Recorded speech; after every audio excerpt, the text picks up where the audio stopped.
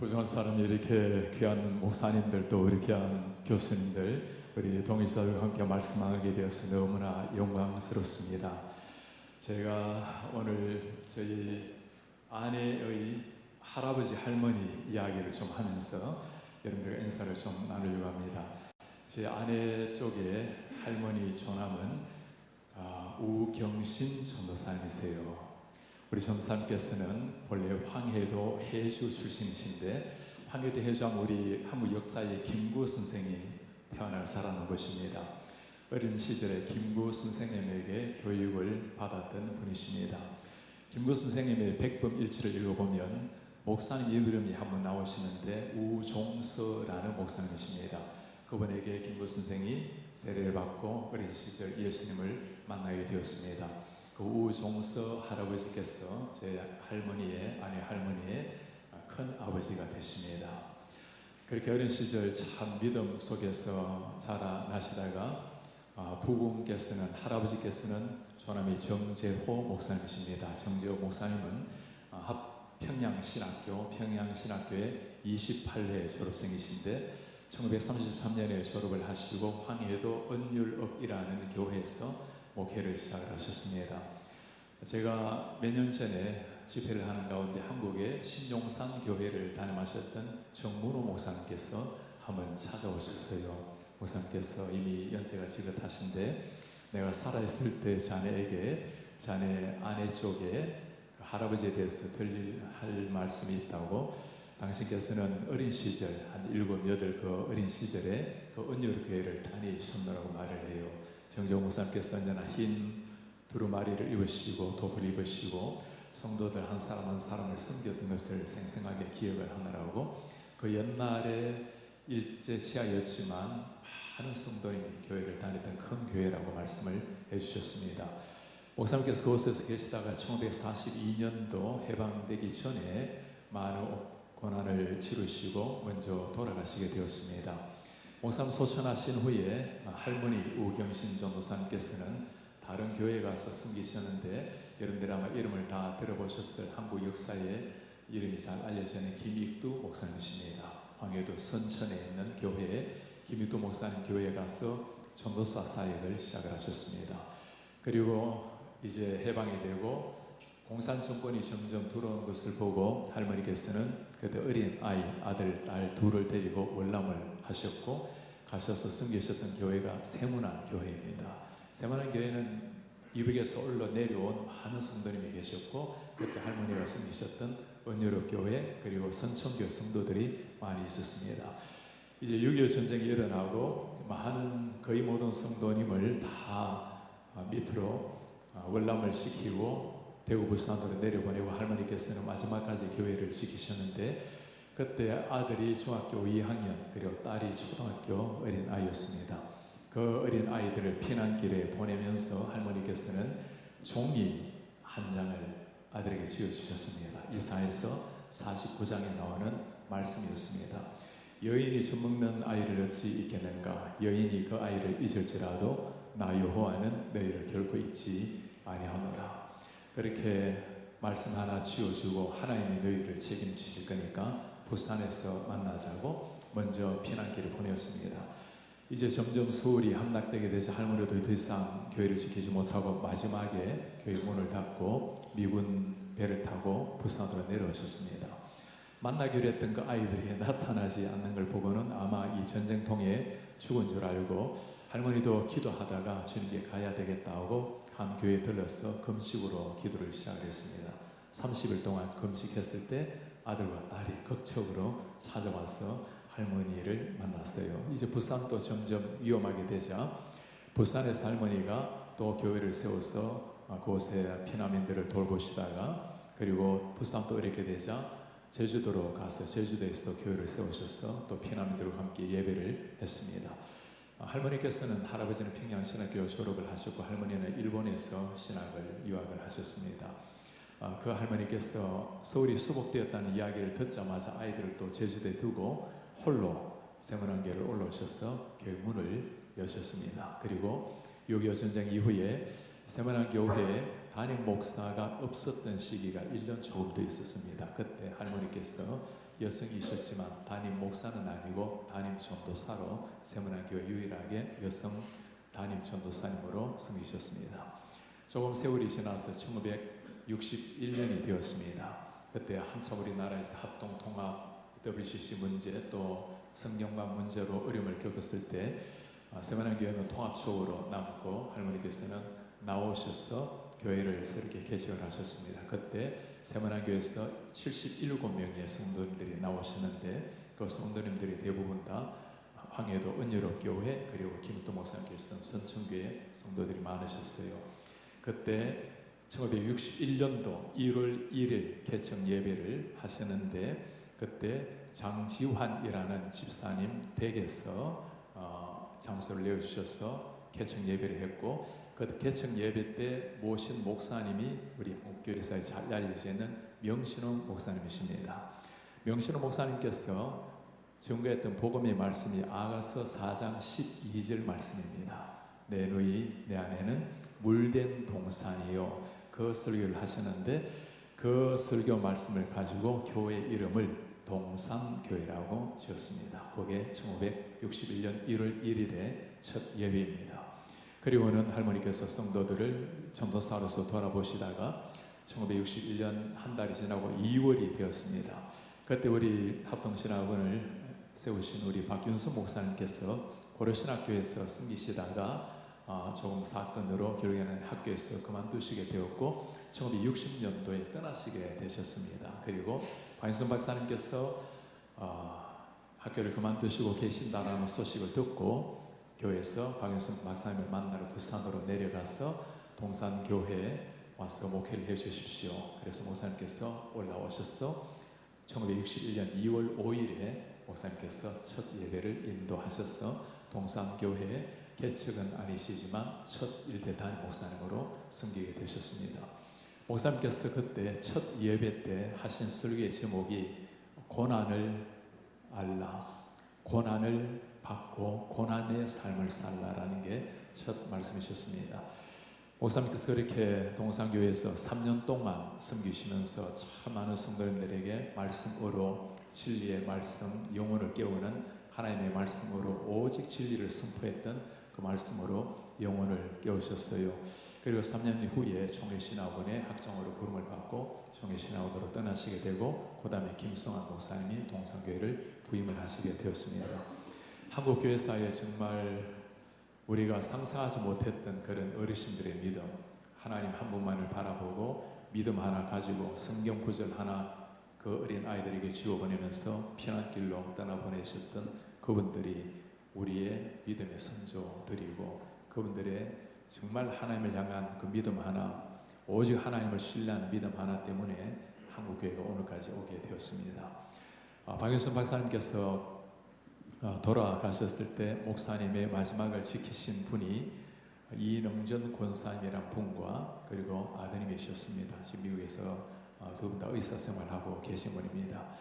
그때 목사님께서 아드님이 물으셨습니다. 목사님, 아버님, 그래도 아버님을 통해서 하나님이 많은 일을 행하셨고 또 성경 전문 주석까지 남기셨으니 하나님이 기뻐하실 일이라고 좋아하실 거라고.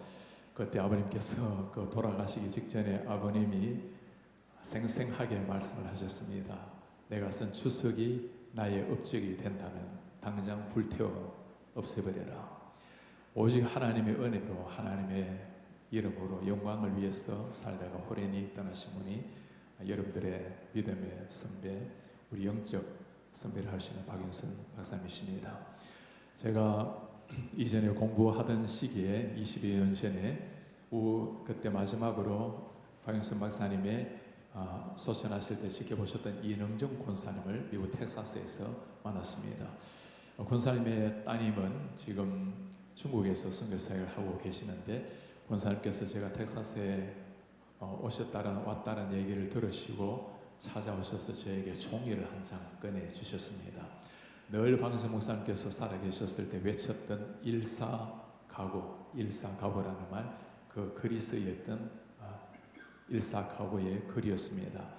그리고는 연세지긋한 권사님이 목사님 일사가고의 정신으로 하나님의 나라와 영광을 위해서 목회하시고 주를 위해서 헌신하십시오. 그 어르신의 그 어머니의 그 눈물 떨어지는 그 호소를 그리고 그 일사가구의 그 종이를 들고 제가 정말 우리 믿음의 선배가 어떻게 살아는지 그렇게 보게 되었습니다. 저희 장인 장모께서는 동산교회에서 그렇게 생활하셨고 박인순 박사님의 목사님의 설교를 듣고 이렇게 자라나셨습니다. 두 분을 주리하신 분도 우리 목사님이셨고, 그래서 저희 가정에 목사는 사위인 제가 아니고 오직 박인순 박사님 한 분밖에 계시지 않습니다. 목사님 그렇게 오직 한 주님 일사가구의 정신으로 일생을 보내셨고 복음을 위해서 당신의 전 삶을 던진 그 신학의 유산을 연연히 이어오는 곳이 우리 합동 신학원입니다. 여러분들 가슴 속에 우리가 그리스도를 따라가고 바울의 정신을 따라가고 믿음의 선배를 따라가지만 정말 한국 교회사의 자랑스러운 주님을 위해서 평생을 일사가구의 지사가구의 정신으로 사셨던 그 믿음의 선배 박인순 박사님의 흔적, 그리고 목사님께서 마지막 순간까지 따라가셨던 그 예수 그리스도의 십자가와 부활의 복음으로 여러분들 심장이 새로워지고 주를 위해서 단 한 번 살아가는 인생 한순간도 적당히 살기를 구바하고 복음을 위해서 불태우는 이런 하나님의 사람들 되시기를 주의로 축복합니다. 우리 존귀하신 하나님, 오늘 우리 합동신학대학원의 귀한 우리 원우들, 또 사랑하고 존경하는 우리 교수님들, 우리가 10년 개강 수련회로 하나님 앞에 사흘 동안 나아갑니다. 우리 주님, 한번 사는 땅의 인생에 저희들로 하여금 감히 상상할 수 없는 예수 그리스도의 십자가의 피로 구원의 은혜를 입게 하시고, 한번 사는 생애를 땅에 사라질 것을 추구하는 것이 아니라 우리를 위해서 33살의 젊은이, 우리를 위해서 십자가 위에서 비통하게 피 흘리신 그 예수 그리스도, 그 주님의 복음을 위해서 주님께서 맡겨주신 사명을 위해서 신학의 길로 들어왔고 목회자 훈련을 받고 있습니다. 하나님, 이곳에 수련하는 날 동안에 우리의 자아가 십자가에 못 박히고 내 모든 성정이 모든 것들이 십자가 못 박히고 오직 우리 속에 예수 그리스도의 신의 성품이 생겨지게 일어나게 주님이 도우시옵소서. 하나님, 화려한 세상길 그 모든 것들 하나님께서 우리로 하여금 뒤로 하고 그 찬란한 십자가의 복음 숭고한 예수 그리스도의 부활에 감격 가지고 학문의 신학에 들어오게 하셨으니 우리가 신학책을 넘길 때마다 예수 그리스도를 향한 뜨거움이 더 깊어지게 하시고 책장에 넘겨질수록 걸어가신 하나님 앞에 무릎을 꿇는 경외감이 높아지게 하시고 신학의 지식이 깊어질수록 학문의 차가운 지성이 아니라 우리의 심장이 예수 그리스도의 피 묻은 십자가로 새겨지게 하시고 한 사람 한 사람 영혼을 숨기는 일에 우리의 젊음과 우리의 삶을 드릴 수 있도록 주님의 은혜를 도와여 주옵소서. 저희가 사흘 동안 말씀 앞으로 나아가고자 합니다. 하나님, 한 사람도 우리가 집회를 시작하기 전과 똑같은 모습으로 이 예배당 문을 나서는 일이 없도록 만나야 될 주님을 다시 한번 만나게 하옵소서. 십자가의 붉은 피가 선명하게 우리의 가슴 속에 새겨질 수 있도록 은혜를 도와여 주옵소서. 부활하셔서 하나님 우편에 앉아 계신 그 천상의 하나님, 우리가 영의 눈을 뜨고 우리를 지켜보고 계시는 하나님, 우리에게 사명을 주시고 사명을 마치고 주님 앞에 서기를 기다리시는 우리 하나님 주님과 눈을 마주한 채 한번 인생을 주를 위해서 고하게 불태우고자 하는 열망 가지고 우리가 선회를 마칠 수 있도록 그 열망으로 신학에 임하고 그 열망으로 우리가 섬기는 교회에 임하고 그 열망으로 단 한 번 사는 생애를 주를 위해서 불태울 수 있도록 주님 은혜를 도와여 주옵소서. 우리 존경하는 교수님들, 하나님께서 허락하셔서 사랑하는 젊은이들 주의 가슴과 주의 말씀으로 섬기게 하셨으니 우리 교수님들 십자가의 붉은 피가 심장에 새겨지게 하시고 찬란한 그 예수 그리스도 숭고하신 예수 그리스도의 부활의 감격이 우리의 심장과 우리의 모든 혈관 속에 녹아 들어가서 우리 교수님들의 삶을 보면서 예수의 향기를 맡게 하시고 우리 후학들이 걸어가야 될 길을 제시하며 이정표가 될 수 있도록 진정한 이정표 되신 예수 그리스도를 보여주는 교수님들, 온 우리 합동신학원의 귀한 원우들이 사나 죽으나 그리스도를 위해서 복음을 위해서 인생을 불태우는 위대한 결단이 일어나는 이런 수련회가 될 수 있도록 주님 은혜를 도와여 주옵소서. 모든 것 주님 앞에 감사 올려드리며 우리 주 예수 그리스도의 이름으로 기도하옵나이다. 아멘. 제가 올해 3월에 이집트에 있는 목회자들을 위해서 수련회 인도를 부탁을 받게 되었습니다. 이집트에는 90%가 무슬림이고 한 9% 정도가 콥트 종교회고 1%가 개신교입니다. 그 개신교 가운데 참 감사하게도 장로교회가 한 500개 정도 되는데 그 장로교회 500개 중에 한 200개 교회 목사님들이 모여서 저를 초청을 하면서 이유를 말씀을 했습니다. 개혁신학이 무엇인지, 개혁신학에 근거한 신학과 목회를 배우고 싶습니다. 그리고 한국교회가 어떻게 하나님께서 이 짧은 시기에 이런 놀라운 은혜를 받고 역사를 이루는지 한국교회의 그 영적 비상의 비결을 좀 배우기를 원합니다.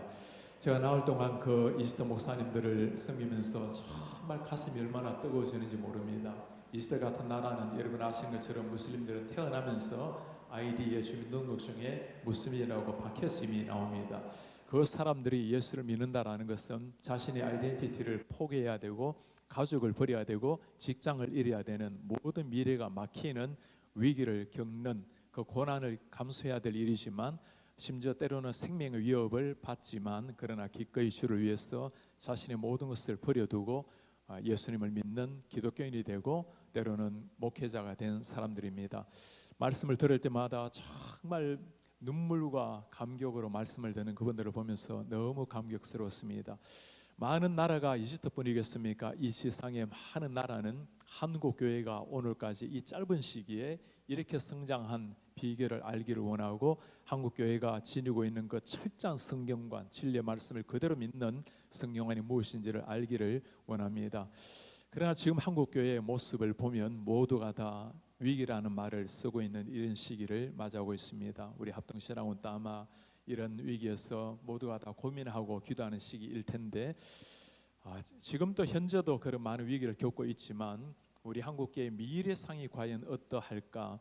올해 초에 미국의 기독교를 데이터를 내는 가장 중요한 기관의 퓨 리서치라는 기관이 있습니다. 이 퓨 리서치의 연구 결과를 보면 정말 가슴 아픈 일이 있습니다. 앞으로 25년 후에 그러니까 2050년도가 될 때까지 앞으로 성장할 수 있는 기독교 나라가 어떤 나라일까? 아마 이런 얘기를 하면 대부분의 사람들은 당연히 1순위는 대한민국이라고 모두가 한국을 그렇게 우러러 보고 있는데 한국의 교회가 제일 성장할 것이 아닌가라고 생각을 하는데 전혀 그러질 않았습니다. 1순위에서 10순위 한번 보여봐 주시겠습니까? 1순위에서 10순위의 도표를 그래프를 한번 보시면 이게 우리 이집트에서 제가 섬겼던 그분들이고요. 앞에 한번 돌아가서 나라 한번 이름 보이시겠습니까? 그 전에 걸로. 네, 첫 번째 제일 많이 성장하기로 예상되는 나라는 콩고 아프리카 나라입니다. 두 번째가 나이지리아 역시 아프리카, 탄자니아, 우간다 다 아프리카 나라에서 놀라운 성령의 바람이 불 것이라고 필리핀이 유일하게 앞에 아시아에 들어간 나라고 케냐, 잠비아, 말라위, 에티오피아, 마다가스카르 다 그 아프리카 나라들이 차지하고 있습니다. 11위부터 25위까지 발표도 나와 있는데 그 전에 한번 보시겠습니까? 11위에서는 앙골라, 모잠비크, 멕시코, 과테말라, 루안다, 가나 거의 다가 남미 그리고 아프리카 나라이고 참 놀랍게도 유나이티드 스테이츠가 미국에 17위로 들어가 있고 캐메룬, 콜롬비아, 브라질 그리고 베네수엘라, 페루, 인도네시아, 아르헨티나, 아이보리 코스트 주로 남미와 아프리카 나라가 25개국에 들어가고 사우스 코리아가 나타나지 않습니다. 지금 또 위기란 말을 많이 쓰지만 정말 앞으로 25년 후에 미래상을 보면 지금 현재도 위기이지만 앞으로는 더 어두운 그런 현실이 나오고 있는 데이터상의 모습입니다. 한 가지 놀라운 것은 미국의 기독교가 성장세를 보인다는 이야기를 하고 있는데 지금 미국도 많이 쇠퇴하고 있는 중인데 그 이유를 글을 읽어보면 논문에 나와 있는 게 있습니다. 이 중에 미국의 백인 교회는 점점 쇠퇴할 가능성이 많고 미국에 들어온 아프리카인들 그리고 남미 사람들, 아시아 사람들 때문에 미국계 전체는 오히려 성장한다라는 예측이었습니다. 그 이야기를 보고 정말 우리 한인교회가 얼마나 지금 현재 중요한 시점에 있는가. 미국의 한인들이 이 시대 가운데 점점 무너져가는 미국 교회를 오히려 영적으로 견인차 해나가야 될 삶이 우리에게 있다는 이런 생각을 하게 됩니다. 현재도 참 어려운 시기이지만 미래를 바라보면 더 어려운 시기라고 예상되는 상황입니다. 그럼 우리 원우들께서 꼭 우리가 한 가지 기억을 하셔야 될 것이 있습니다. 기독교 역사를 보면 위기가 찾아왔을 때 위기 때문에 교회가 무너진 역사는 그렇게 많지 않습니다. 오히려 위기를 뚫고 기독교는 놀라운 급성장을 해왔습니다. 여러분, 초대교회 위기라는 게 무엇입니까? 예수 믿는 것 때문에 잡혀가 고난을 당하고 십자가 형리에 죽고 예수 믿는 것 자체가 고난과 일치됐던, 순교와 일치됐던 시간이었지만, 그러나 그 위기를 뚫고 놀랍게 성장한 것이 초대교회의 역사입니다. 초대교회 로마 역사를 보면 150년대 로마의 기독교율이 0.07%였습니다. 10,000명 중에 7명이 기독교인이었어요. 그러나 350년이 되었을 때, 200년이 지났을 때 로마인의 52.9%가 기독교인으로 바뀌어졌습니다. 놀라운 역사가 일어난 거죠. 하루아침에 그냥 된 것이 아니었습니다. 정말 생명을 바쳤던 사람들. 여러분들이 아마 신학 공부를 하면서 파라블로노이라는 단어를 들어본 적이 있을 겁니다. 파라블로노이, 위험을 감수하는 자들이라는 의미입니다. 요즘처럼 로마 시대 때도 팬데믹이 불었을 때 많은 사람은 팬데믹이 일어나면 격리하는 게 시작인데, 기독교인들은 격리하는 것이 아니라 그렇게 전염병으로 죽어가는 형제에게 찾아가서 그를 돌보곤 했습니다. 당연히 자신도 감염이 되면서 죽어가기도 했고, 이 사람들이 그 죽어가는 기독교 형제 자매들을 보면서 저 사람들은 어떻게 죽음을 저렇게 두려워하지 않는가, 그들을 두고 부르기를 파라블로노이라고, 그들의 삶 자체가 삶이 로마를 변화시키고 십자가의 복음 살아내는 경건한 삶이 로마를 변화시켰던 시대였습니다. 로마의 집정관들이 많은 경우에 기독교 교회에 금일봉을 보내온 예가 있습니다. 자기들은 예수를 믿는 건 아니지만 그래도 교회에 이 돈을 보내면 교회가 가장 건강하게 사용할 것이라고, 그만큼 교회는 복음뿐만 아니라 사회적으로 인정을 받았던 시대였고, 십자가의 복음과 살아내는 실천적 삶을 통해서 로마가 바뀌게 된 것입니다. 위기가 오히려 한 나라를 변화시킨 역사였습니다. 중세교회도 마찬가지죠. 우리가 중세교회 계획가들의 후예들 아닙니까? 계획가들 중에 여러분들이 아마 다들 배우셨을 얀 후스가 있습니다. 체코 프라하 대학교에 교수로 계시다가 37살 젊은 날에 총장이 되신 분입니다. 그분이 성경을 연구하면서 외쳤던 복음이 한 가지가 있어요. 예수 그리스도만이 유일한 주님이고 성경만이 하나님의 계시된 말씀이고 믿음으로만 구원을 얻는다라는 것. 요즘은 이런 걸 안 가르치면 이단이 되는데, 그 당시 때는 이것 가르치다가 이단시 되었던 가톨릭 시대 아닙니까? 결국에는 프라하 광장에 화형으로 처해서 이 땅을 떠났던 야운 후스, 1515년 그가 총장으로 있었을 44살의 젊은 나이였습니다. 100년이 지났습니다. 1517년도에 마르틴 루터 나타나서 그가 연구했던 성경, 그가 사무엘상 말씀을 읽다가 그 말씀을 통해서 그가 만난 하나님이 있습니다. 지금까지는 가톨릭 교회에서 라틴어로 설교 듣고 알아듣지도 못했던 이야기를 했는데, 자신이 직접 대학교에 들어와서 성경을 읽다가 성경을 통해서 하나님을 만나고 그의 인생이 직접 바뀌어진 사람입니다. 로마서를 읽다가 의인은 오직 믿음으로 말미암아 살리라는 말씀을 가지고 오직 믿음으로 말미암는 구원, 하나님의 은혜로 믿음으로 얻는 구원을 강조했던 루터. 요즘은 이거 아니면 이단이 되는데 그것 가르치다가 또 이단이 되어서 그가 1521년도 카를 황제 5세 앞에 쓰게 됩니다. 황제가 심흥환이 묻죠. 네가 썼는 이 책이 맞느냐고. 맞다고. 네가 쓴 책을, 그 이신칭의의 사상, 오직 예수 그리스도만, 오직 성경으로만, 은혜로만 이걸 취소할 생각이 있냐고 하루 시간을 달라고 부탁을 합니다. 사람들이 걱정을 했어요. 혹시 루터가 이런 위기 속에, 목숨의 위기 속에 혹시 자기 생각을 어쩔 수 없이 포기하지는 않는가. 하루 다음에 루터가 심흥환 앞에서 했던 말을 우리 모두가 다 들어보셨던 말일 겁니다. 나는 내 양심과 하나님의 말씀에 사로잡혀 있습니다. 양심에 반하고 하나님의 말씀에 반하는 것은 안전하지도 지혜롭지도 않습니다. 나는 체류할 수 없습니다. 그 한마디 고백, 성경만이 진리라는 고백은 생명을 걸어야 될 고백이었습니다. 그리고 루터가 떠나가게 되었고, 사람들은 아마 저 루터가 가톨릭에 잡혀 죽지 않을까라고 생각을 했는데, 참 감사하게도 프레드릭이란 제후가 그 루터를 납치를 해서 당신의 성에 데리고 가서 도와주었습니다. 그 성 이름이 독일의 발트브루크라는 성인데 프랑크푸르트에 가면 지금도 남아 있습니다. 그 성에 올라가면 루터가 지냈던 방이 조그마한 방이 하나 있는데 그 방에서 루터가 했던 일은 신약 성경을 번역했던 일이었습니다. 개혁가들이 했던 일은 개혁을 위해서 운동을 벌이거나 신학책을 쓰거나 그게 아니었습니다. 개혁가들이 했던 일은 성경을 바르게 가르치고 성경을 바르게 전했던 일이었습니다. 루터가 10개월 동안 했던 것이 신약 성경을 독일말로 번역했던 일이었어요. 10개월 만에 신약 성경을 번역을 마친 겁니다. 10개월 만에 성경을 번역했다는데도 아무런 반응을 보이지 않아요. 여러분들은 어떤 분들이십니까? 10개월 만에 성경 번역을 끝냈는데 우리가 1년에 성경을 신학도들이라면 한 5독은 하셔야 되겠죠. 이때 반응을 하면 A+ 줘야 되는 거 아닌가요? 1년에 5독 정도는 하시기 바랍니다. 1독을 하든 2독을 하든 살아계신 하나님의 말씀, 그 십자가에 피가 묻어있는 말씀을 문자가 아니라 예수님을 만나는 읽기, 예수님을 만지는 읽기, 심장에 피를 읽는 그 읽기. 그리고 루터가 평생 했던 일은 투사로 산 게 아니라 설교하는 일이었습니다. 루터는 일주일에 3번 정도, 평균 3번 정도 설교를 했고 그의 고향 아이슬벤 돌아가면서 고향으로 돌아가는 길에 계속 설교하면서 마지막 돌아가시기 사흘 전까지 하나님의 말씀을 전했던 사람이 루터였습니다. 루터의 어떤 유명한 말을 우리가 기억하죠. 어느 성경을 찔러도 그리스도의 피가 나온다. 어떤 말씀을 전하든지 신학이 아니라 예수의 피가 흘러나오는 신학, 예수의 피에 영혼을 적시는 학문, 그리고 그 설교, 그로 말미암아 진짜 종교 개혁이 일어난 겁니다. 우리가 잘 아는 칼빈이 어떻게 하나님의 말씀으로 부름을 받게 되었죠? 칼빈이 참 불우한 어린 세월을 보내고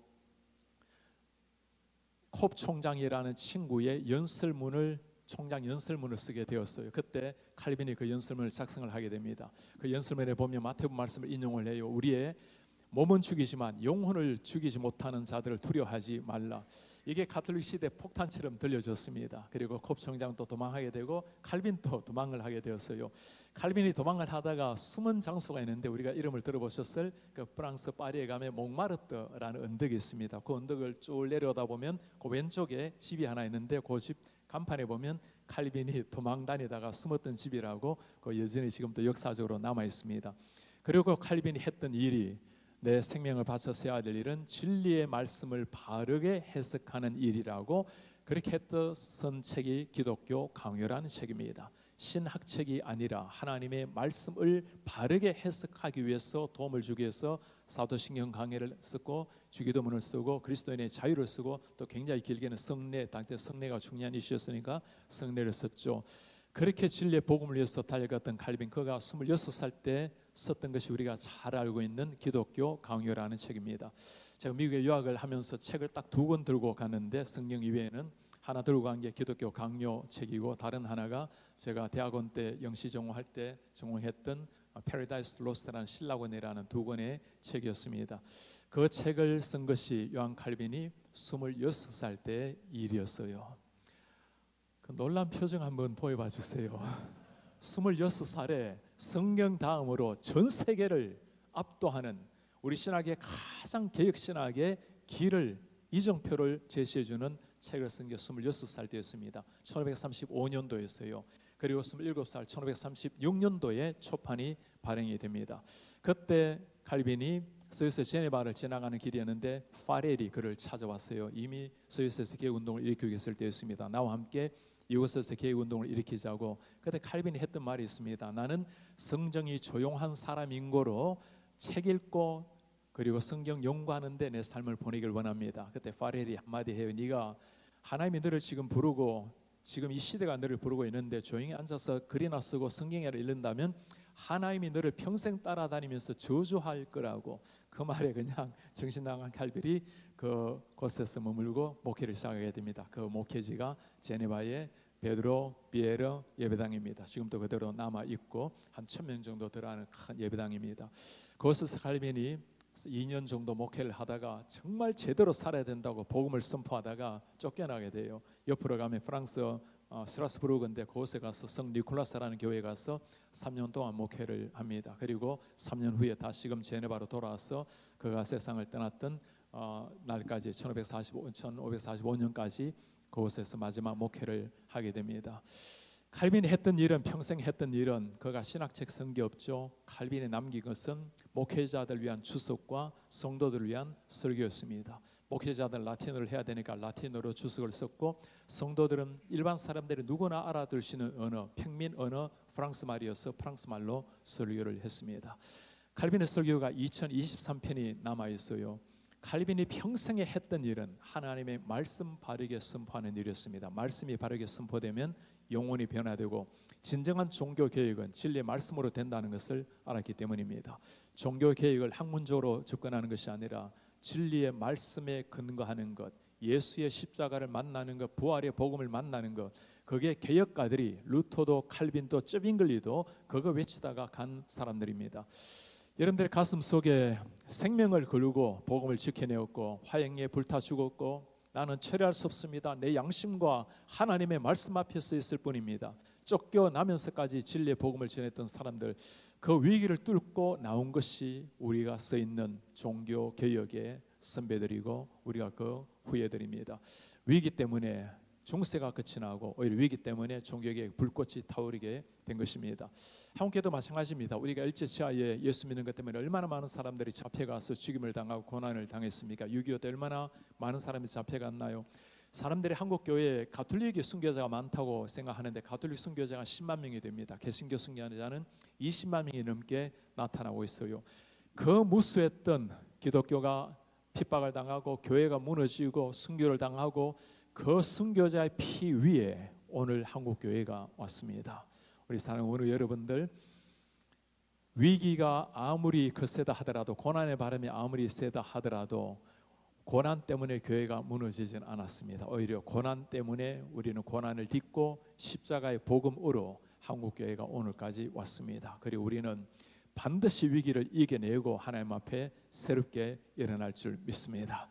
이런 위기보다도 정말 더 큰 위기는 영적인 위기입니다. 영적인 잠을 자는,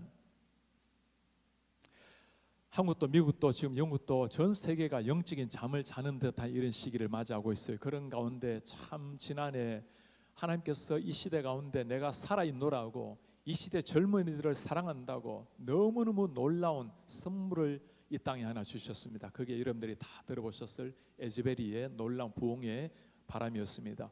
제가 에즈베리 그 역사 일어날 때 한국에 들어와 있었는데 에즈베리 저 부흥이 끝나기 전에 빨리 제가 눈으로 봐야 되겠나라고, 그리고 빨리 돌아가서 비행기 타고 바로 다음 날 캔터베리 그 에즈베리 대학교를 찾아가게 되었어요. 그 날이 부흥이 일어났던 그리고 부흥의 마지막 그 날이었습니다. 그 마지막 예배 전에 참석을 제가 하게 되었어요.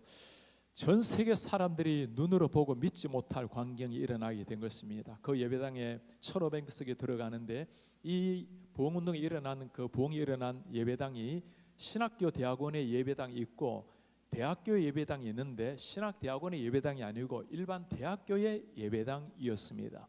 예수를 믿는 것도 아닌 친구들이에요. 거기서 정말 놀랍게 일어난 그 부흥의 역사, 여러분들 아마 영상으로 이리저리 보셨을 텐데 그 영상을 잠시 한번 보시겠습니까?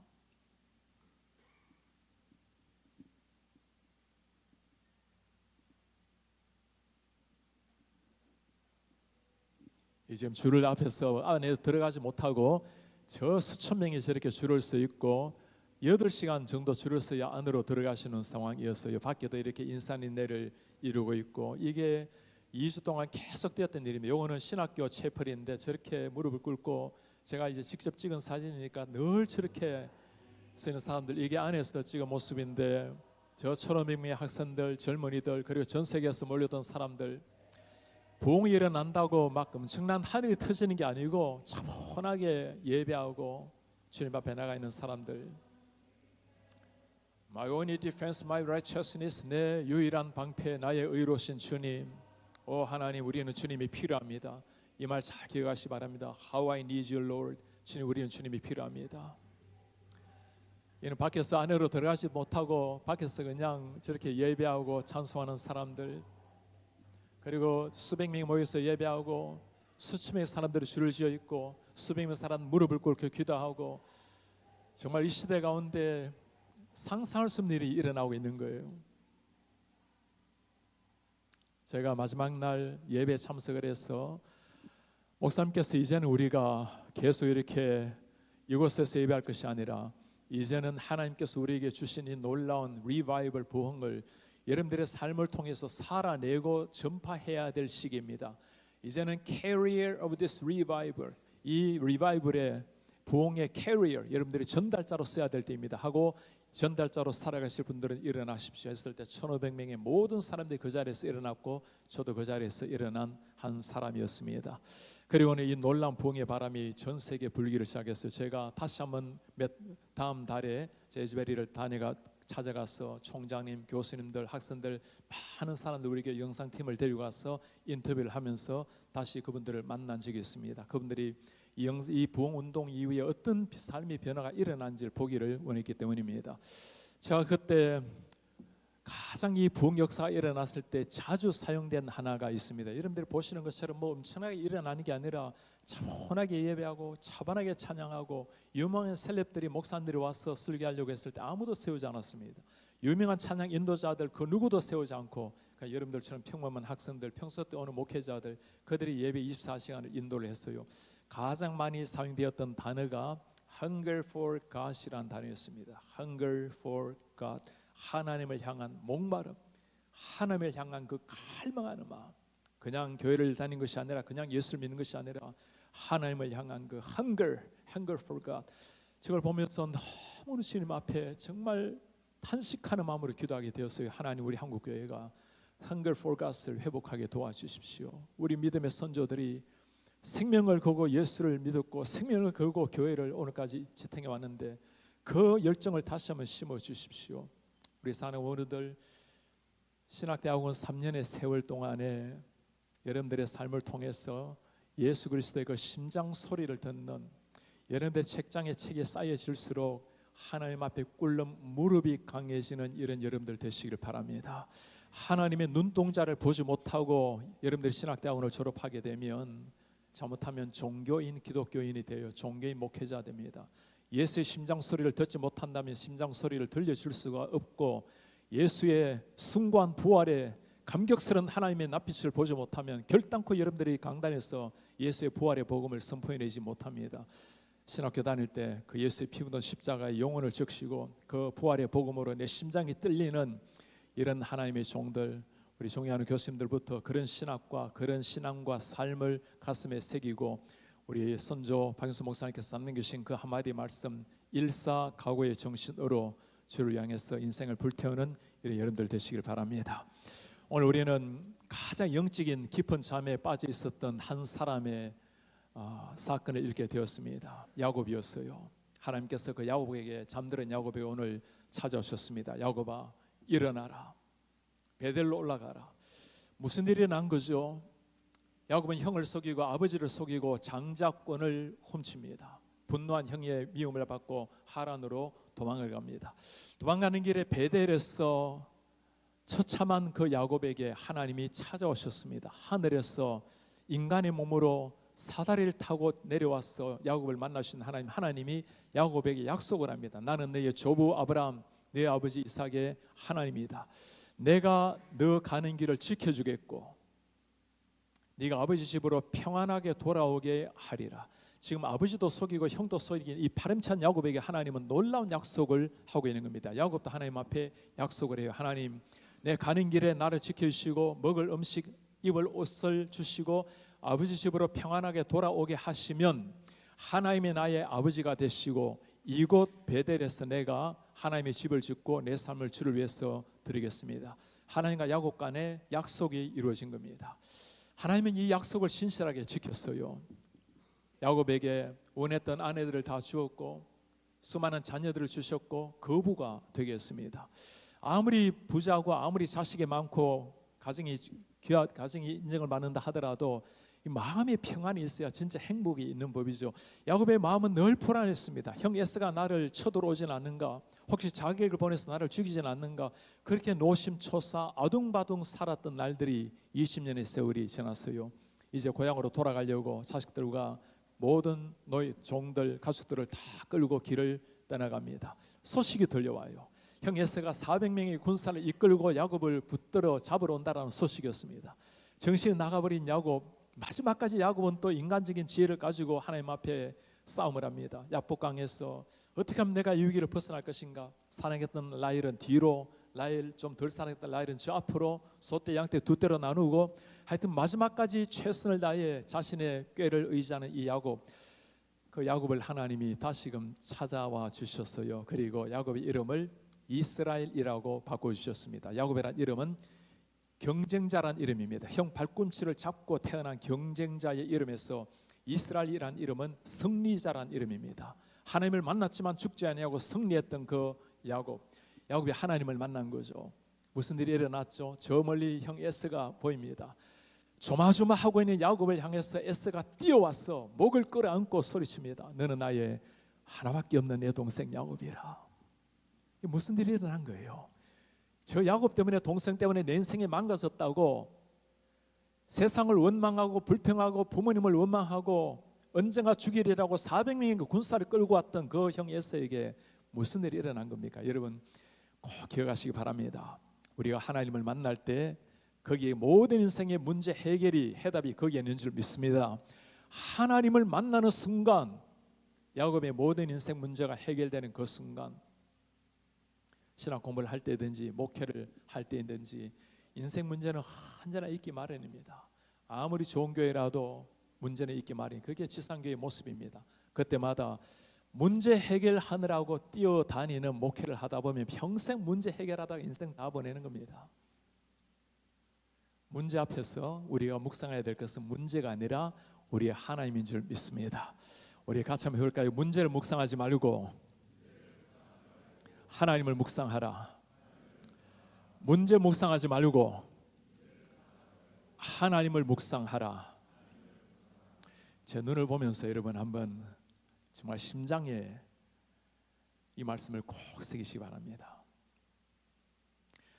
제가 2019년도에 안식월을 좀 가지고 쉼을 가졌어요. 3개월 동안 잠시 쉬는데, 저희 교회를 떠나서 쉬는데 하루 지나고 이틀 지나고 시간이 지나가는데 온통 제 머릿속에는 이 교회 생각밖에 안 나요.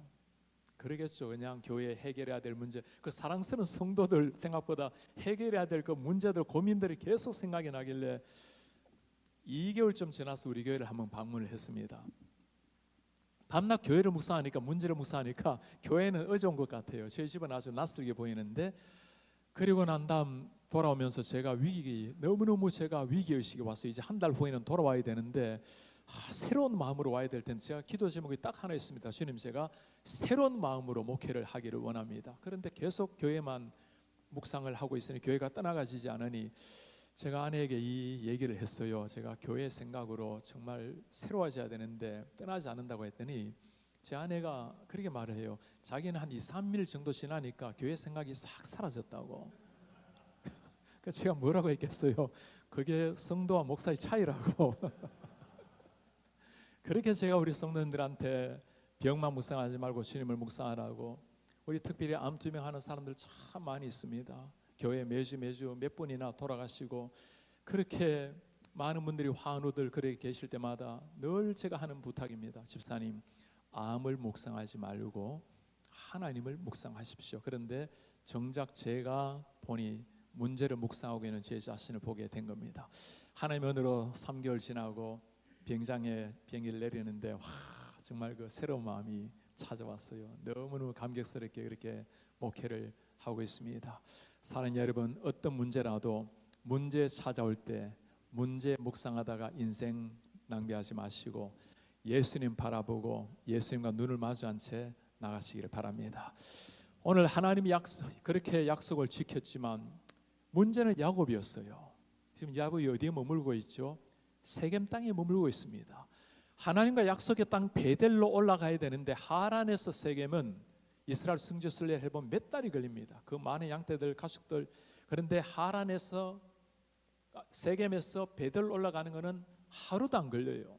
바로 눈앞이 목적지인데, 바로 목적지를 앞에 두고 하나님과 약속 장소가 바로 저기 있는데 세겜 땅에 머물러 버리는 야곱. 삶이 달라졌어요. 지금까지 야곱은 맨날 도망다니고 조심스럽게 늘 긴장하며 살았습니다. 세겜 땅에서 이 야곱이 누굽니까?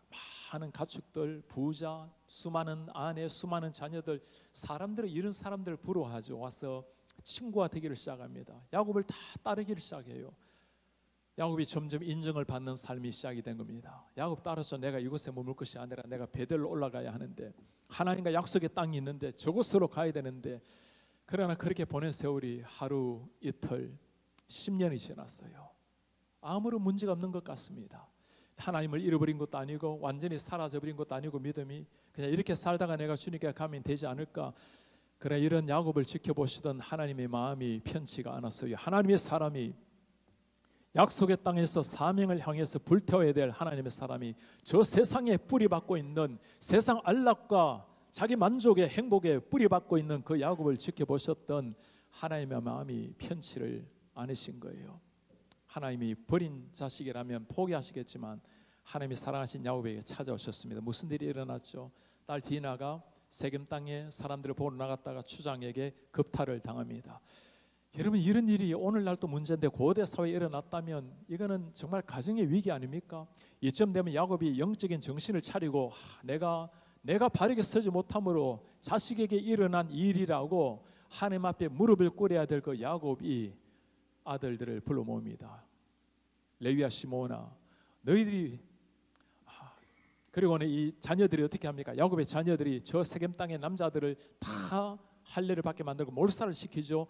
믿음의 자녀들이, 믿음의 명문가의 자녀들이 지금 살인극을 벌이고 있는 거예요. 이쯤 되면 정신을 차려야 될 야곱인데 그 자녀들을 불러놓고 하는 말이 뭡니까? 레위와 시므온아, 너희가 어찌하여 이렇게 사고를 쳤느냐? 우린 수가 적지 않으냐? 저들이 동맹군을 만들어서 우리를 쳐들어오면 우리 집과 우리는 멸망하리라. 지금 사느냐 죽느냐의 영적으로 태어나야 될 이 순간에 자신의 물질이 달아날까 봐, 생명이 달아날까 봐 아둥바둥 거리고 있는 이런 야곱. 육신의 생명이 귀한 건 알았지만 영혼이 죽어가고 있는 것을 몰랐던 야곱이었어요. 여러분들이 이런 야곱을 보면 정말 답답해오지 않습니까? 어떻게 인생을 이렇게 살고 있는가? 하나님께서 우리를 만져주시고 하나님 우리의 아버지신데 겸손하지만 세상 앞에 당당한 모습으로 서야 될 하나님의 사람들이 세상 앞에서 떨고 있고 세상 앞에서 무릎을 꿇고 있는 이런 야곱의 모습, 영적인 깊은 잠속에 빠져들인 이것이 야곱의 모습이에요. 하나님이 그토록 야곱에게 축복해 주셨다면 그 축복을 하나님을 위해서, 사명을 위해서 불태워야 될 야곱인데 사명이 사라지고 나니까 그가 누렸던 모든 축복은 인간을, 영혼을 죽이는 독소가 되었을 뿐이었어요. 오늘날 이 시대 기독교가 이제는 더 이상 가난의 대명사가 아니고 핍박받는 대명사가 아닙니다. 너무나 많은 것을 누리는 시대가 되었어요. 제가 목회를 시작하고 난 다음 우리 장로님들을 모시고 영국에 선교지 탐방을 갔습니다. 영국이 선교지라니 참 믿기지가 않죠. 기독교 종주국 아닙니까? 지금 영국은 교회를 정기적으로 다니는 사람들이 4.6% 정도 된다고 말을 해요. 기독교인들은 좀 많이 있지만 무슬림은 이미 영국도 6.4% 정도 회당을 다닙니다. 칼빈이 숨결이 있는 프랑스는 기독교인이 0.7%입니다. 이슬람교는 10%가 넘어가고 있습니다. 스페인, 종교개혁이 일어났던 그 스페인의 기독교율이 1%가 되지 않는 게 현재 유럽, 죽어가고 있는 유럽의 모습입니다. 영국의, 여러분들이 이름을 다 들어보셨을 찰스 벌전, 그가 26살 때 메트로폴리탄 태버너클 6,500석의 예배당을 세웠던 사람이었어요. 그 교회가 이제 교회 건물도 축소되었고 지금 한 1,000명 정도 성도가 되는데 영국에서 가장 큰 교회 중에 한 교회입니다. 우리 모든 목회자들의 따라가려고 하는 모델이 되는 로이드 존스 목사님, 웨스트민스터 채플에 한 2,000여 명 들어가는 큰 3층의 예배당입니다. 2,000명이 넘게 들어가는 그 예배당의 성도 숫자가 150명이에요. 지금은 아마 100명이 되지 않는다고 들었어요. 그 중에 50명 정도는 반은 아프리카에서 건너온 이주민들입니다. 그 로이드 존스의 십자가의 복음, 부활의 복음을 그 외쳤던 그 자리가 다 목회자가 들어와서 이제는 십자가의 복음이 아니라 빵의 복음을 전하는 순간 교회는 허물어지기 시작했고 다시 회복되지를 못했어요. 이게 지금 영국의 모습입니다. 중고등부가 없는 곳이 90%가 더 넘고 주일학교가 대부분 없고 교회는 수천 명이 들어가는 예배당을 헐지는 못하고 팝니다. 팔려나가요. 제일 먼저 팔려나오는 것이 이슬람교 회당입니다. 시커 교도당입니다. 그리고 술집이고 도서관입니다. 이게 영국의 현실이에요. 영국이 어떤 나라입니까? 우리나라 최초 선교자 이름 기억나요? 토마스 선교사. 1866년 9월 3일 대동강 들어오다가 목베임을 당해서 죽었던 개신교 첫 선교사입니다. 27살의 젊은이에요. 그를 파송한 웨일즈 하노버 교회는 지금 성도가 6명이 있습니다. 곧 쓰러질 교회입니다.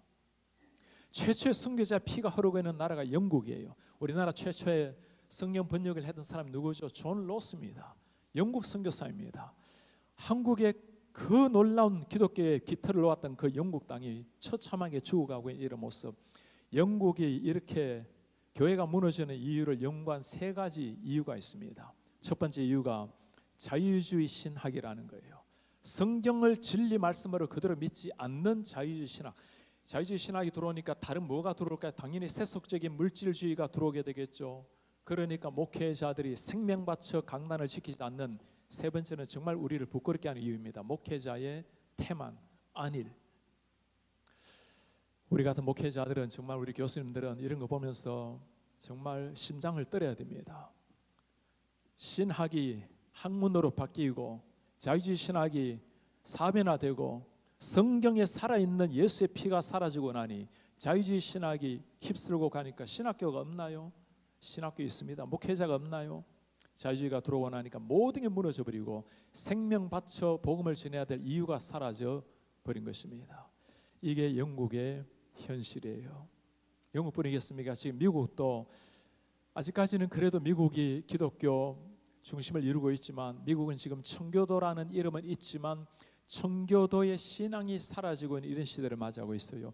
우리가 잘 알고 있는 개혁신학의 가장 지성인 에드워즈 제 목회자들과 함께 몇 년 전에 에드워즈에 숨겼던 노스햄튼 보스턴에 있는 뉴잉글랜드의 그 교회를 방문을 하게 되었습니다. 제가 그 에드워즈의 입간판을 보면서 교회 입간판을 보면서 와 정말 심장이 무너져 왔어요. 여러분 그 입간판 한번 보시겠습니까? 어떤 모습인지 보이나요?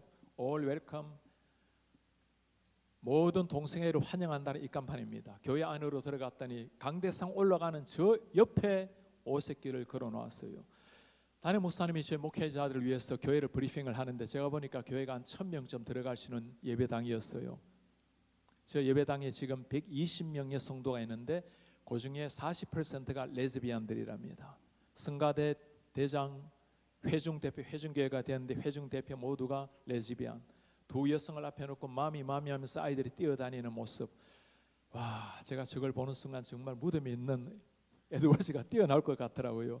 여러분 에드워즈가 왜 저곳을 떠난지 아시나요? 당시 때 자기 외조부 스토달드가 목회했던 목회지를 본인이 가서 목회를 했을 때였습니다. 정말 피를 토했던 그 생명의 복음, 그 Sinners in the Hands of an Angry가 분노한 하나님의 손에 놓여있던 죄인들이란 이 설교로 그 대각성 부흥운동을 일으켰던 에드워즈, 그렇게 하나님 앞에 복음을 전하다가 성찬을 받을 때 그냥 교회도 다니지 않고 제대로 살지 않는 사람은 성찬을 받을 수 없습니다.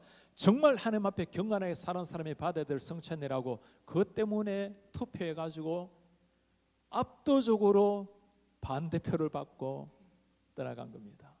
진리의 말씀과 싸우다가 오직 하나님 앞에 말씀과 경건한 삶으로 싸우다가 떠나간 저 예배당이 지금 저렇게 변질되는 것을 보면서 정말 심장이 아파왔어요. 미국엔 지금 대통령 선거로 한참 아주 불타오르는 시대가 되었죠.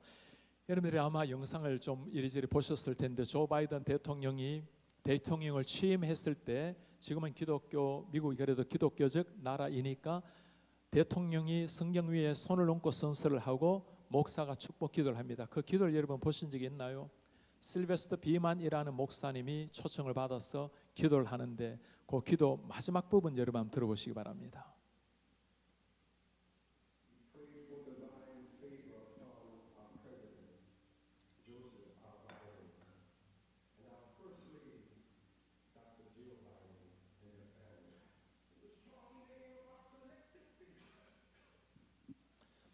In the strong name of our collective faith.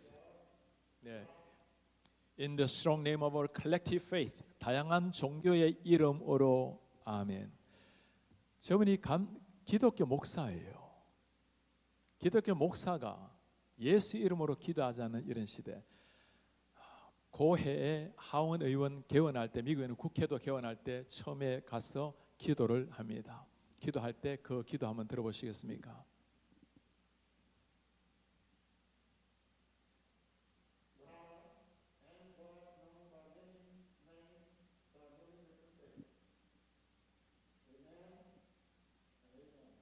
마지막 말이 보입니까? Amen and a woman. 남자의 이름으로, 여자의 이름으로. We pray in the name of Jesus가 아니고 We pray in the name of monotheistic God Brahma. 유일신 브라마의 이름으로 기도합니다. 아니, 저분이 무슨 힌두교 성자도 아니고 감리교 목사예요. 이게 지금 국회에서 대통령 선거할 때 일어나고 있는 게 미국의 현실입니다. 모든 걸 다 누린 나라 아닙니까? 세상에 이런 나라가 있을까 싶어요. 그런데도 그 모든 풍요를 가지고 하나님 앞에 사명으로 연결하지 못했을 때 영적인 잠을 자고 있는 미국이 되어버리고 있는 겁니다. 지금 우리 한국이 어떤가요? 우리 한국은 정말 목회자들의 삶 아까 나누지 않았습니까? 그 고결했던 삶들, 복음을 위해서 달려갔던 삶들, 김익도 목사님 말씀을 잠시 드렸는데 김익도 목사님께서 공산치하에 들어오고 그리고 공산당원들이 다 목회자를 죽이니까 산에서 피신해서 계셨습니다. 이제 이민군들이 후퇴하면서 이제 점점 전쟁이 끝날 때쯤 돼서 아직까지 내려오지 말라고 하는데 김도 목사님이 그래도 내가 교회를 지켜야 되겠다고 내려오셔서 새벽종을 치고 성도들이 모여들었어요. 그때 퇴각하던 인민군 청년 둘이 들어와서 그 앞에서 총 쏴서 김익도 목사님을 그 자리에서 죽였습니다. 그 모습을 지켜본 사람이 제 아내의 고모부였어요. 김찬주 장로님이십니다. 그 총 맞아 돌아가시는 목사님 내려오지 말라고 아직은 위험하다고 하는데도 내가 교회를 지켜야 된다고 내려와서 복음 전하다가 돌아가신 그 분이 우리 한국 교회의 믿음의 선조들이었습니다. 성경 종이 하나 지어주고 피난길에 자식들을 보내는 것, 자식이 우상이 되어가는 이런 시대에 하나님의 말씀을 위해서 생명을 바쳤던 그 사람들, 누가 할 수 있는 일이죠?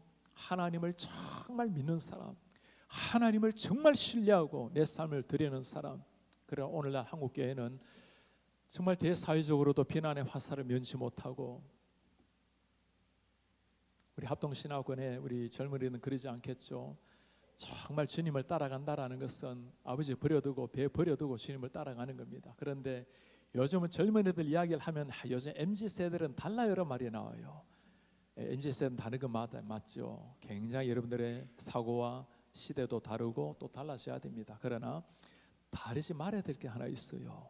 예수의 복음이고 그 복음을 가슴에 새긴 사람은, 살아내는 사람들은 100년 전이나 불타 죽어서 44살에 죽었던 후서나 복음을 위해서 당당하게 살아내었던 마르틴 루터, 그 계획을 일으켰는데 그가 33살의 젊은이였습니다. 기독교 강요를 썼던 요한 칼빈 27살의 삶이었어요.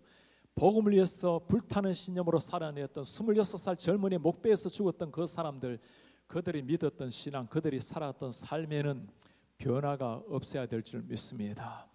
오늘 세상에 완전히 빠져버린 이 야곱, 그 야곱에게 하나님이 다시 찾아오신 거예요. 야곱아 일어나라, 이제는 베델로 올라가라. 이제서야 야곱이 정신을 차렸어요. 내가 이렇게 사는 게 아니구나.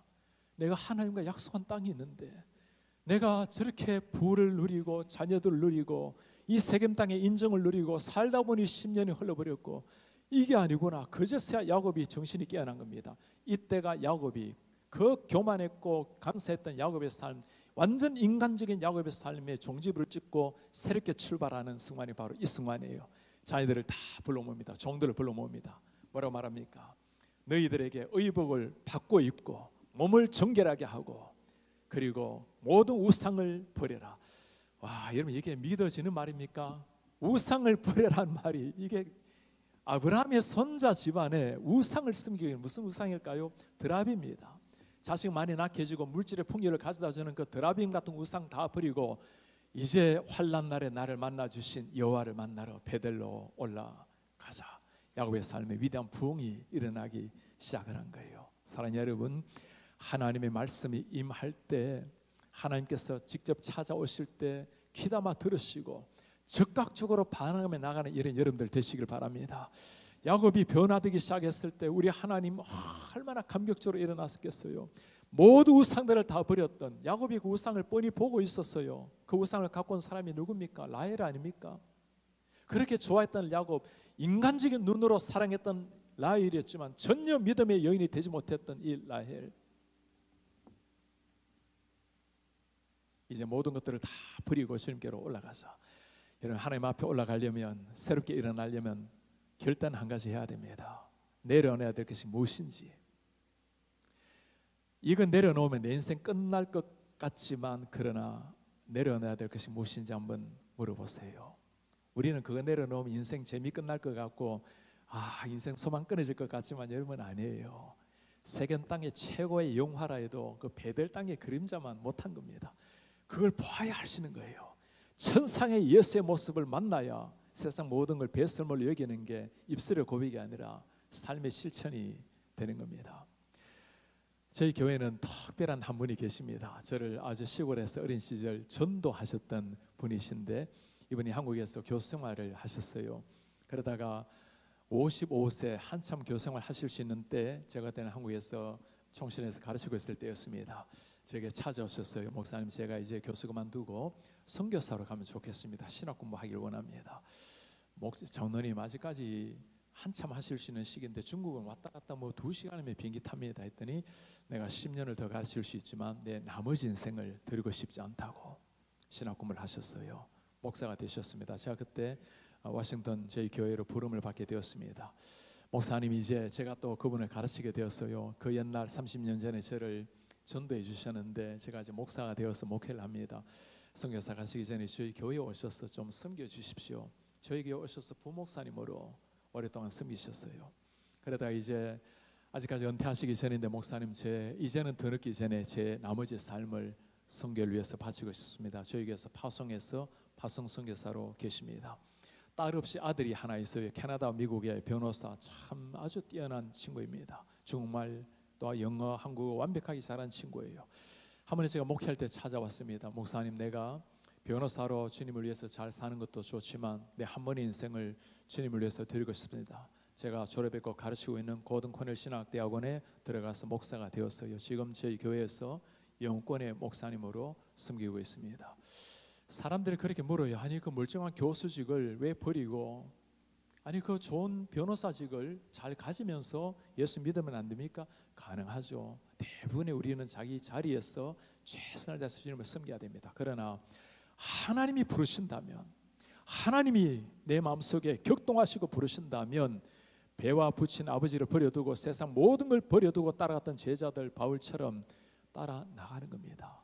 아무리 세겜 땅이 화려하게 보여도 하나님이 부르신다면 모든 것 뿌리 끊어내고 결단하고 일어나는 이런 여러분 되시기 바랍니다. 이미 여러분들이 다 나름대로 뿌리 뽑아내고 이 학교에 오셨을 텐데, 그러나 끊임없이 우리는 물어봐야 돼요. 내 속에 여전히 나를 붙들고 있는 이 뿌리가 무엇인가? 목회를 하다 보면 목회 때도 이게 우리를 붙잡는 뿌리들이 있어요. 내가 누리려고 하는 것들, 나를 인정받게 만드는 그 모든 것들, 우리 십자가로 만족한다고 그렇게 고백하는데도 불구하고 여전히 나를 붙들고 있는 것들, 여러분 거기에서 눈 멀게 해달라고 기도하지 마시기 바랍니다. 주님, 제 세상의 화량에서 눈 멀게 해주세요. 그거 아무래도 눈 안 멀어져요. 그렇게 기도하시기 바랍니다. 주님, 제가 하나님의 그 찬란한 영광을 보게 도와주십시오. 바울이 그거 본 거예요. 천상의 주님을 만난 거예요. 그러니까 세상 모든 게 시시하게 보이는 겁니다. 그러지 않으면 목회를 하든 뭘 하든 뭘 누리든 여전히 우리 마음속에는 비교의식, 열등의식, 초조한 모습, 정말 하나님 앞에 살아가는 삶이란 거울 앞에 자기 모습을 가만히 들여다보면서 자기 홀로 서 있을 때 미소를 지을 수 있는 사람, 그가 진짜 하나님 앞에 살아가는 사람이에요. 오늘 야곱이 하나님 앞에 결단했습니다. 그리고 길을 떠나갑니다. 놀라운 일이 일어나요. 오늘 5절에 뭐라고 말합니까? 야곱이 길을 떠났을 때 지금 야곱은 저 사람들이 추격할까 봐 그게 지금 걱정하고 두려워하겠는데 그 말씀 한번 띄워봐 주시겠습니까?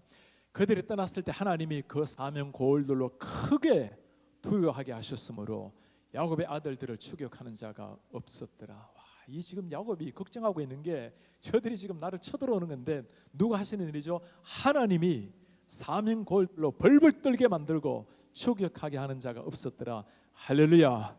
우리 하나님 이렇게 역사하신 줄 믿습니다. 야곱이 한 일은 그냥 한 발자국 나간 것뿐이에요. 하나님은 기다렸다는 듯이 찾아오시는 분. 이분이 우리 하나님이세요. 그 교만하고 그 자기밖에 몰랐던 그 아집, 자기로 완전히 틀려 있었던 그 야곱, 그래도 하나님이 그 야곱이 결단했을 때 마치 기다렸다는 듯이 달려와서 사명 고을들로 벌벌 떨게 만들었던 우리 하나님. 이때부터 야곱의 삶의 부흥이 시작이 된 것입니다. 하나님 앞에 한 걸음 내디딜 때 우리 하나님 책임져 주실 줄 믿습니다. 여러분들 삶이 어떠세요?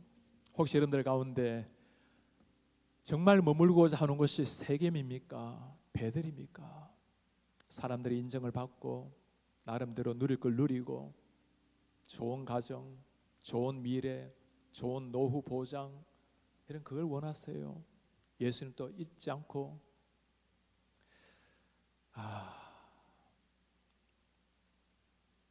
그래 살면 안 되는 거예요. 우리 33살의 젊은이가, 그 청년 예수가 33살의 멀쩡한 젊은이가 나를 위해서 피 흘려 죽으셨는데 그 주님을 정말 믿는다면, 정말 그 주님을 믿고 산다면 우리 그렇게 살면 안 되는 거예요.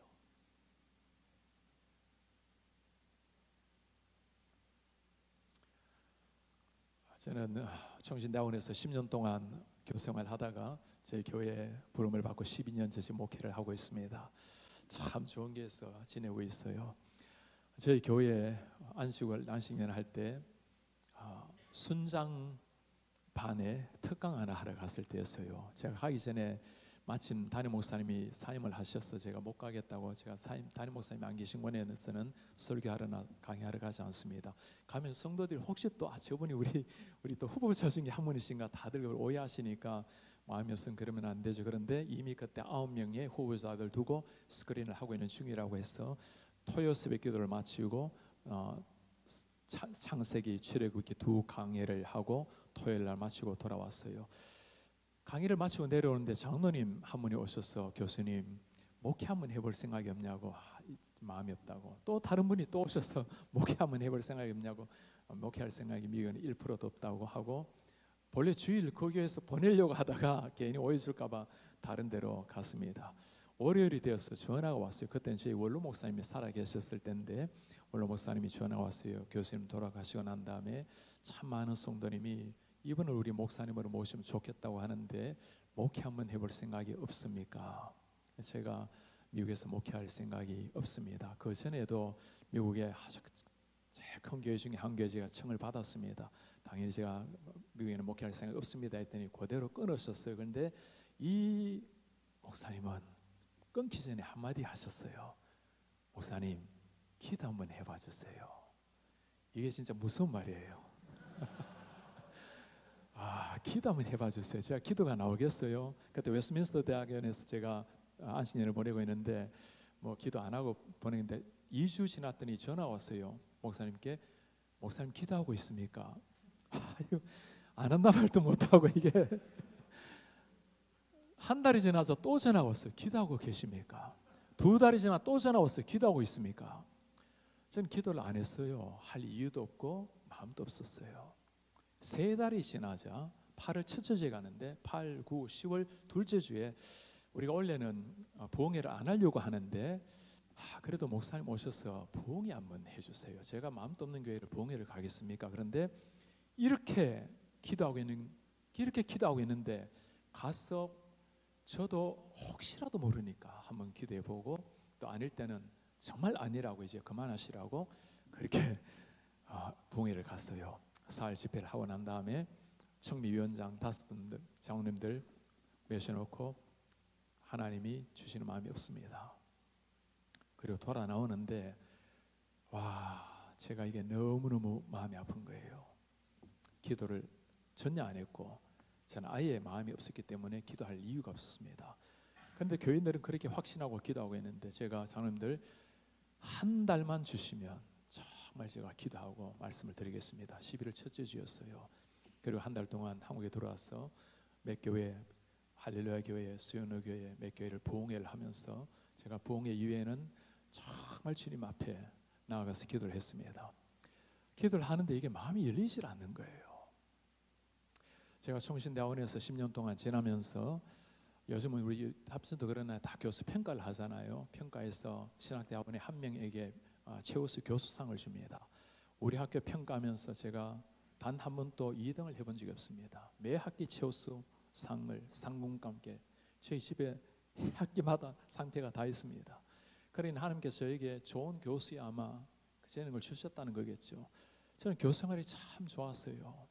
마음껏 가르치고 책 마음껏 쓰고 읽고, 그리고 본래 중국에서 선교지에 있었기 때문에 중국에 해마다 다니고 남미 다니고 그리고 교회를 다니면서 일깨우고 너무너무 저는 감격스럽게, 너무너무 해피하게 감격스럽게 목회 생활을, 교회 생활을 했어요. 놓고 싶지가 않았습니다. 이게 하나님이 제게 주신 참 좋은 콜링이라 생각을 했어요. 제가 마음이 안 열리니까 뭐 기도가 되지가 않아요. 이래서는 금식 기도를 해야 되겠다고 금식으로 기도하는데 마음이 안 열려. 이게 금식으로 기도해도 여러분 마음이 안 열리면 배만 고프지 뭐 응답이 없어요. 그러다가 마지막 한 날을 남겨두고 제가 이래서는 안 되겠어요. 제가 주님 앞에 그래도 내 인생을 드리기로 결단한 사람인데 제 인생 모토가 하나 있습니다. 페이스북이나 카톡이나 그려지는 모토가 예수님의 십자가와 나의 죽음을 생각하면 모든 게 단순해진다.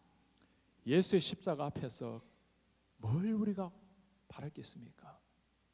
나의 죽음, 바람같이 지나가는 인생 10년이 금방 아닙니까?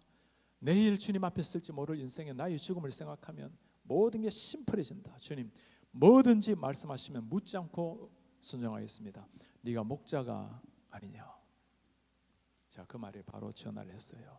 한국에 있었을 텐데 청미연달께 다음 주에 뵙기를 정했습니다. 그리고 11시간 30분을 청미연당 5번을 모셔다 놓고 11시간 반을 인터뷰를 제가 했어요. 제가 이 얘기를 했더니 기네스북에 올려야 된다고, 교회에서 인터뷰하는 게 아니라 목사가 장로들 앉혀놓고 인터뷰를 한다고. 저를 데려가려고 말하지 마시고 정직하게 말해주세요. 제가 묻는 질문에 그래서 하나님 뜻을 묻기를 원합니다. 하나님의 은혜로 목회를 결정을 하게 되었어요. 제가 첫 주 목회하기 전에 제 기도원이 있습니다. 사흘 동안 목사님들 수련회하고 이틀 동안 장로님들 수련회하는데 앞에서는 여유 있게 미소 짓고 있는데 속에는 온통 이 생각이에요. 내가 제대로 결정을 했는가? 이게 제대로 왔는가? 교수는 제가 그러면 너도 후학들이 또 있잖아요. 그 후배들이 교수 생활을 하면 되지만 목회를 하다가 또 그만둘 수도 없잖아요. 이게 그 갈등이 있다가 첫 주일에 강단에 섰습니다. 지금까지 정말 단 한 번도 뒤를 돌아보지 않고 너무너무 감격스럽게 그렇게 목회를 하고 있어요. 사랑하는 여러분, 교수생활 참 좋았어요. 또 교수보다 중요한 게 됐습니까? 정말 교수님들이 중요합니다. 그러나 하나님이 부르신다면 아무리 귀하게 여기고 아무리 소중하게 여겨도 하나님이 부르시는 그 자리가 최고의 자리인 줄 믿으시기 바랍니다. 우리가 누구예요? 하늘의 그 태양빛을 본 사람들 아닙니까? 하늘의 태양 같은 하늘의 빛을 본 사람이 땅의 그 화려한 샹들리에 찾아다닌다고 인생 보내면 그 주님을 향한 예의가 아니에요. 그렇게 살다 가는 거 아니에요. 정말 주님을 만났다면, 그분이 내 주군이 주인이 맞다면 한번 사는 인생 뭘 위해서 사시겠어요? 오늘 세상에 빠져버렸던 야곱 이렇게 세웠던 주님 우리가 보았습니다. 주님 우리 초청하십니다. 이제 일어나라. 베델로 올라가라. 여러분 내려놔야 될 게 있습니까? 뿌리 뽑아야 될 것이 있습니까? 처음 우리가 주님을 만났을 때 기억나지 않습니까? 그 젊은이가 나를 위해서 피 흘렸다는 것. 전 대학교 1학년 때 그 주님을 만나고는 어떻게 이런 일이 세상에 있을 수 있는지, 33살보다 하루 더 사는 게 너무너무 죄송하게 살아갔던 날들, 여러분 그러지 않나요, 여러분? 그 주님을 처음 만났을 때 어떻게 이런 일이 있을 수 있는지, 하늘의 하나님이 나를 위해서 인간이 되셔서 그 청년 예수가 살아있는 어머니 앞에서 피를 쏟고 물을 흘리고 죽으셨다는 그 사실, 나를 기억하시고 나에게 찾아오셔서 믿음을 내 가슴에 심어주셨다는 사실, 한나라 살아도 주를 위해서, 여러분 그 결단하고 신학교 온 것 아닙니까? 지금 주님이 여러분들을 보시고 무슨 생각을 하고 계실까요? 하나님의 얼굴 표정 가만히 한번 생각해 보시기 바랍니다. 우리 사랑하는 후배들, 우리 원우들, 나를 바라보시는 하나님의 얼굴 표정 가만히 한번 생각해 보십시오. 주님의 표정이 어떠합니까? 주님이 미소 짓고 있다면 잘 살고 있는 거예요. 그래서 하셔야 돼요. 주님이 이게 아닌데라고 한다면 지금이 일어나야 될 때입니다. 깨어나야 될 때입니다. 한번 사는 생에 고결하게 우리를 위해서 피 흘리신 그 주님을 위해서, 주께서 맡겨주신 사명을 위해서 고결하게 다시 한번 인생 불태우는 우리가 되길 바랍니다. 위기라고 말하고 있는 이 시기에 위기를 뚫고 비상의 날개를 펼쳐나가는 여러분들의 믿음의 선배 박윤선 목사님, 우리 수많은 합신을 거쳐간 기라성 같은 목사님들, 우리 교회가의 선배들, 초대교회 제자들, 그렇게 살다가 인생을 불태웠습니다. 이제 우리가 그렇게 살아내야 할 때입니다. 다시 일어나셔서 오늘 말씀 기억하시면서 우리 함께 찬송하고 우리 기도하는 시간 가집시다. 주 예수 나의 산소망, 우리 찬양할 텐데요, 정말 이 주님이 우리의 산소망, 우리의 구원자가 맞다면 주님, 내 삶을 이 주님을 위해서 드립니다. 그리고 주님, 부활하신 주님, 죽음을 이기시고 생명으로 우리에게 다가오신 그 주님, 이 주님을 바라보면서 정말 그 천상의 찬란한 순간 주님을 바라보면서 십자가에